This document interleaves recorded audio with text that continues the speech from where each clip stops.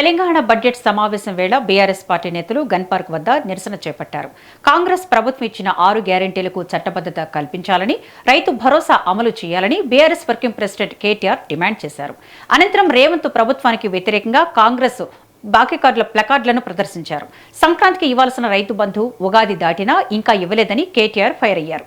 2 లక్షల ఉద్యోగాలంటూ మోసం చేసిన ఈ ప్రభుత్వాన్ని అడుగడుగునా ప్రశ్నిస్తామని కేటీఆర్ పేర్కొన్నారు. శాసనసభ సమావేశాల్లో, శాసన మండలి సమావేశాల్లో, బడ్జెట్ లో ఇప్పటికే ప్రభుత్వాన్ని అడుగడుగున నిలదీస్తున్నాం. అడుగడుగున వారికి నిరసన చెప్తా ఉన్నాం. రాష్ట్ర ప్రజల తరపున రైతు భరోసా 15,000 అన్నారు, కానీ ఆ రైతు బంధు 3 సార్లు ఎగ్గొట్టారు. ఇవాళ రైతులు ఎదురు చూస్తా ఉన్నారు. ఉగాది దాటిపోయింది, మరి సంక్రాంతికి ఇవ్వాల్సిన రైతు బంధు ఉగాది వచ్చినా పడతలేదంటే మరి ఈ ప్రభుత్వం యొక్క చేతగానితనం, ఈ ప్రభుత్వం యొక్క వైఫల్యం ఎంత తీవ్రంగా ఉన్నదో అందరు చూస్తా ఉన్నారు. అట్లాగే 2 లక్షల ఉద్యోగాలని చెప్పి కేవలం 11,900 ఉద్యోగాలు ఇచ్చి ఇవాళ బొంకుతున్న ప్రభుత్వం, అబద్దాలు చెప్తున్న ప్రభుత్వాన్ని ఈ బడ్జెట్ లో మళ్లీ అడుగుతాం, నిలదీస్తాం. హామీలు నిలబెట్టుకోవాలని డిమాండ్ చేస్తాం.